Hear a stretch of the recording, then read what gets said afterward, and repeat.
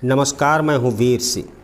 आजमगढ़ पहुंचे अखिलेश यादव, योगी सरकार पर लगाया कमीशन खोरी और किसानों के शोषण का आरोप। एक निजी कार्यक्रम के दौरान समाजवादी पार्टी के अध्यक्ष अखिलेश यादव ने मौजूदा योगी सरकार पर गंभीर आरोप लगाए। उन्होंने कहा कि सरकार आजमगढ़ के साथ भेदभाव कर रही है, जबकि समाजवादी पार्टी इस क्षेत्र के समग्र विकास के लिए हमेशा तत्पर रही है। अखिलेश यादव ने हाल ही में तरवा थाना क्षेत्र में हुई दलित युवक सन्नी की संदिग्ध मौत का मुद्दा उठाया और इसके लिए पुलिस को जिम्मेदार ठहराया। उन्होंने पीड़ित परिवारों को न्याय दिलाने का आश्वासन भी दिया। उन्होंने केंद्र और राज्य सरकार पर हमला बोलते हुए कहा कि अगर भाजपा 400 सीटें जीत जाती तो आज हर गली मोहल्ले में तलवारें और बंदूकें घूम रही होती। उन्होंने आगरा की हालिया घटनाओं का हवाला देते हुए सरकार पर कानून व्यवस्था को लेकर भी सवाल उठाए। किसानों की स्थिति पर बात करते हुए अखिलेश यादव ने कहा कि मौजूदा सरकार बड़े उद्योगपतियों के साथ मिलकर किसानों का हक छीन रही है। गेहूं और अन्य फसलों की खरीद में किसानों को उचित दाम नहीं मिल रहा है और मुख्य सामानों के दाम उद्योगपति तय कर रहे हैं। बंगाल के मुर्शिदाबाद की घटना पर प्रतिक्रिया देते हुए उन्होंने कहा किसी भी तरह की हिंसा या दंगे की वे निंदा करते हैं। उन्होंने जोर देकर कहा कि समाजवादी पार्टी संविधान में विश्वास रखती है और किसी भी तरह की भीड़ भाड़ या उकसावे की राजनीति में यकीन नहीं करती। अखिलेश यादव ने महाकुंभ के दौरान हुई मौतों के आंकड़ों को छुपाने का आरोप भी सरकार पर लगाया और कहा कि भाजपा सरकार पीड़ितों की मदद करने की बजाय जिम्मेदारी से भाग रही है। उन्होंने दावा किया कि समाजवादी सरकार ने उत्तर प्रदेश में जितना विकास किया उतना भाजपा सरकार 8 वर्षों में भी नहीं कर पाई है। आजमगढ़ से आदर्श श्रीवास्तव की रिपोर्ट। धन्यवाद देता हूँ और साथ ही साथ मोहम्मद राशि जी का कि जिनके परिवार में शादी का कार्यक्रम है और इन्होंने बुलाया, उसी कार्यक्रम में शामिल होने आया। हमारे साथ अबू आसिम आजमी जी, महाराष्ट्र के प्रदेश के अध्यक्ष और पार्टी के सभी जिम्मेदार साथी यहाँ पर मौजूद हैं। शादी के कार्यक्रम में समारोह में आने से लाभ ये है कि सब लोगों से मिलने का मौका मिल जाता है और आजमगढ़ के कई शादी या पारिवारिक कार्यक्रमों में मुझे शामिल होने का मौका मिला। हालांकि जो जनप्रतिनिधि हैं उन्हें अपने क्षेत्र में हम लोगों से कई गुना ज्यादा ऐसे कार्यक्रमों में शामिल होने का मौका मिलता है और करते भी हैं।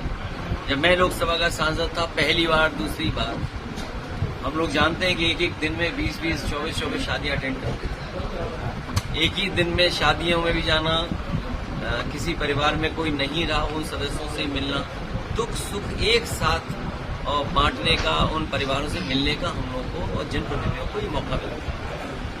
आजमगढ़ से हम लोगों का बेहद लगाव रहा है। राजनीतिक परिस्थितियां कुछ भी हों, लेकिन आजमगढ़ को हम लोगों ने अपना माना है।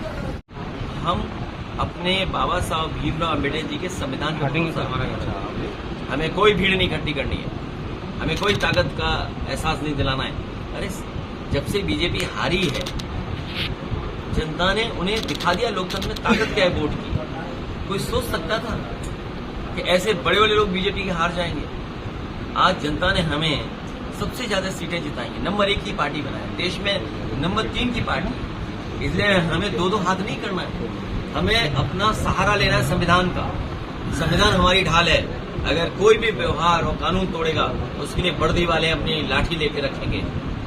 वही पुलिस वाले लोग जो आज उनके साथ खड़े थे, जब कानून का राज होगा, सामाजिक न्याय के राज की स्थापना होगी, तो जो लोग कानून तोड़ रहे होंगे उन्हें कानून ही सजा देगा। भारतीय जनता पार्टी और मैं अपनी पार्टी के सभी नेता कार्यकर्ताओं से कहूंगा कि इस तरह की बात न करें, क्योंकि इतिहास सब पढ़ने लगे। हालांकि ये बात अब जैसे आप हो, क्योंकि मैं चैनल के सामने बोल रहा हूँ, अगर कोई बात ऐसी कह दूं मैं, उससे हमारे खिलाफ भी आंदोलन हो जाएगा। हालांकि हुआ अभी, बोला गोली मार देंगे। अरे भाई गोली क्यों मार दोगे तुम?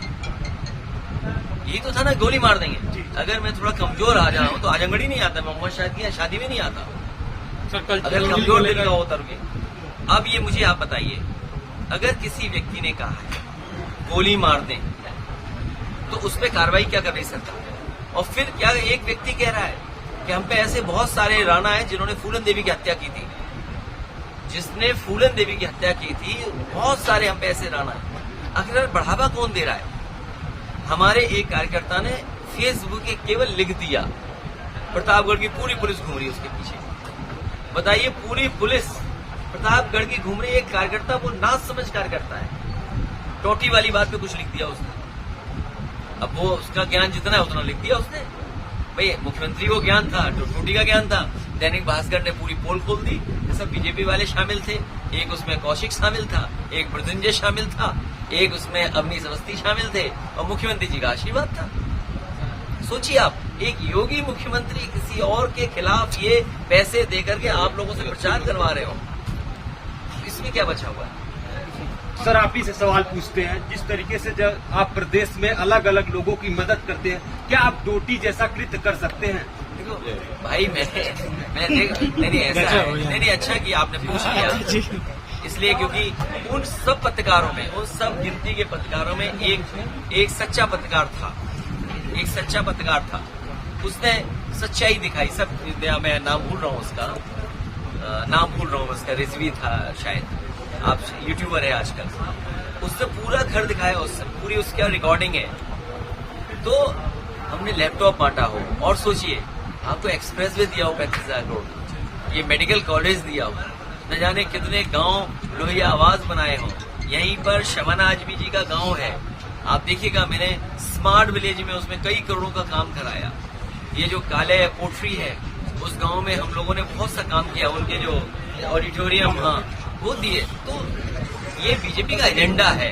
बीजेपी के पास पैसा है, बीजेपी के पास संपन्न लोग हैं, बीजेपी के पास सब अखबार हैं, टीवी हैं, चैनल हैं। सोचिए, हमने दुर्गंध कह दिया, उसमें उन्हें शोर हो गया। मैं तो चाहूंगा इनके चैनल को एक गोबर गिफ्ट कर दिया जाए। अध्यक्ष जी एक सवाल। अध्यक्ष जी, आजमगढ़ के बगहा जिले का मामला है। अध्यक्ष जी, सहारा का पैसा जो है, अभी तक जनता बहुत परेशान है इस चीज को लेके। शादी विवाह में लोग काफी परेशान है लोग। ये जो सहारा को लेकर के बात है, हम उनका दिलाना चाहते हैं, जो भी हैं उपभोक्ता जिन्होंने पैसा जमा किया है, और उसको सरकार को नियमों का सरलीकरण करना चाहिए। आज सारा श्री हमारे बीच नहीं है, कंपनी है। प्रदेशों ने नए नए इंतजाम किए और अधिकारियों को बैठा करके नियम बनाए हैं। बिहार है, झारखंड है, और प्रदेशों ने, यूपी ने भी बनाए होंगे। हमारी राय ये है और सुझाव भी है, और जिन्होंने पैसा जमा किया उनके पक्ष में है कि जब उन्होंने पूरा पैसा सेबी को दे दिया, मुझे उम्मीद है कि पत्रकार जानते होंगे कि सेबी को सब पैसा दे दिया उन्होंने, जितना सेबी ने मांगा, और सेबी ने एक भारत सरकार के अंडर उन चीजों को बना दिया है। तो ये जिम्मेदारी भारत सरकार की है। ये भारत सरकार पैसा क्यों नहीं बांट रही है? और अगर कोई जमा करता जिसने पैसा इन्वेस्ट किया है, अगर कागज पूरे नहीं है तो उसका सरलीकरण करें, उसको तो बताइए, क्या उससे जहाँ कोई वो कर लेगा? और फिर किसी चीज को वो अपना मांगने गया हक, अगर हक मानने गया तो उसको जिंदा जला दिया। बताओ, ये वही लोग हैं जो सरकार की ताकत रखते हैं, सरकार के इशारे पे ये लोग कर रहे हैं। और यही नहीं, बस्ती में भी एक उपाध्याय गरीब परिवार का ब्राह्मण, जब वो गया न्याय मांगने तो उससे पैसा वसूलना चाहती थी पुलिस ने इतना मारा, जिस तरह आजमगढ़ में हमारा दलित भाई मरा है, उसी तरह ब्राह्मण भाई वहां पर मरा है बस्ती में। दोनों की अगर किसी ने मदद की तो समाजवादी लोगों ने मदद की। मैं ये कहता हूँ, सरकार क्यों नहीं मदद कर रही है? योगी का मतलब ये होता है जो दुख समझे दूसरे का, दुख में शामिल हो, जो दूसरे का दुख अपना दुख समझे। क्या ये जो दोनों लोगों की मृत्यु हुई है, सरकार आगे आकर के नहीं मदद कर सकती? और मदद में भी भेदभाव कर रही है सरकार। जो उनके अपने लोग हैं उन्हें सरकारी नौकरी भी दे रहे हैं, लेकिन अगर कोई दलित चला जाए, जान चली जाए, उसको नहीं मदद। सर, सरकारी नौकरी की बात हुई है तो आजमगढ़ के मऊ जिले में 42 फर्जी नियुक्तियों का मामला सामने आया शिक्षा विभाग में। मैं आपको बधाई देता हूँ, मैं इसकी सूची निकलवाऊंगा। ये सरकारी फर्जी है सर, मैं आपको ट्वीट कर दूंगा। इसलिए फर्जी काम कर रही है, इसके आंकड़े फर्जी देखे आपने? हम आप सब पढ़े लिखे हैं, कंप्यूटर है, लैपटॉप है, ये आपका मोबाइल है, आप ही बताइए, कैलकुलेट कर लीजिए। पहले तो कुंभ होता था, बोले महाकुंभ, फिर बोलते हैं कि इन्हीं के इशारे पे प्लैनेट्स चलते हैं, इन्हीं के इशारे पे प्लैनेट्स चलते हैं। ये जितने ग्रह हैं सब बीजेपी के कहने से चलते हैं। 144 साल वाला कुंभ बना दिया इन्होंने। फिर कितने लोग आए? बोला लगभग 70 करोड़ लोग आए। इसका मतलब अगर 70 करोड़ लोग आए हैं, अगर 70 करोड़ लोग आए तो आप पत्रकार साथियों, आप में से अगर मैं बीजेपी की बात मानूं तो कम से कम आधे लोग तो स्नान कराए होंगे, आधे लोग स्नान कराए होंगे। क्या ये सच्चाई है? आप किसी गांव में खड़े होकर के पूछ लो कि क्या आप लोग स्नान कराएं, तो बताओ ये भी बात हमें माननी पड़ती है। हम बोलेंगे अगर ऐसा तो बोलेंगे बताइए विरोध कर रहे हैं आप सनातन धर्म का। और सनातन धर्म कल मिले एक हमें लोग सनातन धर्म वाले, वो सात्विक भोजन नहीं कर रहे थे, वो नॉन वेजिटेरियन खा रहे थे। तो मुझे कोई समझाइए क्या चीज है, नई चीज क्या है ये। सर जैसा कि आप सत्य का रास्ता है, सत्य का रास्ता ही सनातन है। अच्छा सर, सत्य और धर्म का रास्ता सनातन है। बताओ महाकुंभ में झूठ बोला नहीं बोला, कितने लोगों की जान चली गई। जो जान गई है गिनती नहीं बता पा रहे, नाम नहीं बता पा रहे। और 1000 के लगभग हिंदू गए में श्रद्धालु, और जो आने जाने में जो मरे हैं, जो जान गई है, उसकी भी गिनती नहीं बता रहे। क्यों गिनती नहीं बता रहे? क्योंकि सरकार को मदद करना पड़ जाएगा। आप बताओ क्या स्थिति है लॉ एंड ऑर्डर की। जो जहां चाहता है मार देता है। और आपके जिले में दलित बताओ कस्टोडियल डेथ हो गई, इससे ज्यादा काला धब्बा पुलिस के लिए और क्या हो सकता है। ये पुलिस पे आरोप इस बात का है कि पुलिस की वजह से उस दलित ने जान दे दी। हम लोगों ने तो सहयोग किया है, मदद की है उस परिवार की। हम लोग न्याय के लिए भी लड़ते रहेंगे जिससे उस परिवार को न्याय मिल जाए। आर्थिक मदद कोई बड़ी चीज नहीं जो हम दे पाए, लेकिन उसको न्याय मिलना बड़ी बात है। और फिर जीरो टॉलरेंस टू करप्शन। बताओ ये जो इंसेंटिव की बात कर रहे थे, कहीं ये कमीशन की बात तो नहीं कर रहे थे। इंसेंटिव और कमीशन ये बात समझने की है। मुख्यमंत्री जी कह रहे हैं इंसेंटिव, लेकिन प्रदेश में चल रहा है कमीशन। वो कह रहे हैं इंसेंटिव देंगे, ये इंसेंटिव कहीं कमीशन तो नहीं है। और उसका कमीशन का खेल हमने और आपने देखा कि एक अधिकारी अंडरग्राउंड है, एक आईएएस अंडरग्राउंड है। क्या कभी आपने सोचा कि आईएएस अंडरग्राउंड होगा? और आईएएस अंडरग्राउंड कहीं नहीं है, वो मुख्यमंत्री आवास में होगा। सच्चाई है।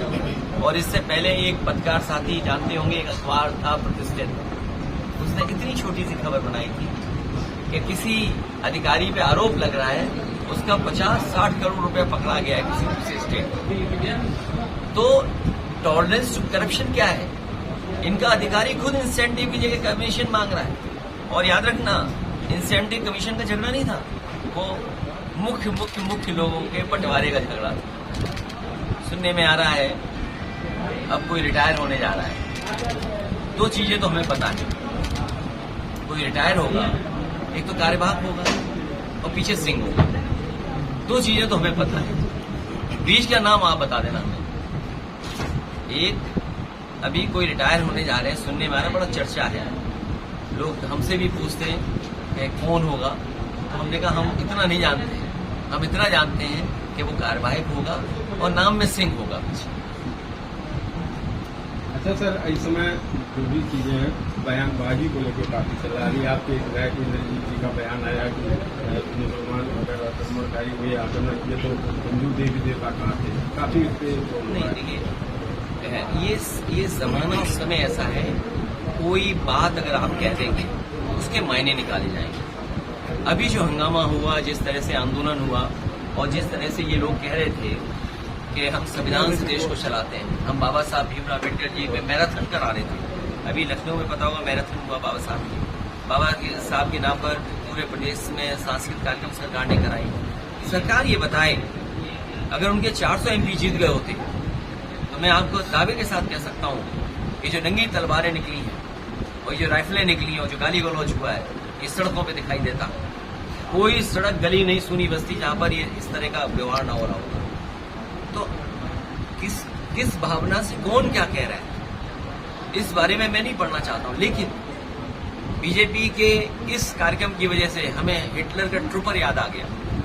हिटलर के जमाने में हिटलर वर्दी पहना करके अपने पॉलिटिकल कार्यकर्ताओं को रखता था, जिससे कभी किसी पॉलिटिकल पार्टी से बदला लेना हो, किसी की पिटाई करवानी हो, तो वो पुलिस की वर्दी में रहते थे। ये जो सेना है ना दिखाई दे रही है, सब बीजेपी के ट्रूपर्स हैं। ये गलती मत करना, ट्रूपर्स हैं ये सब, बीजेपी के ट्रूपर्स।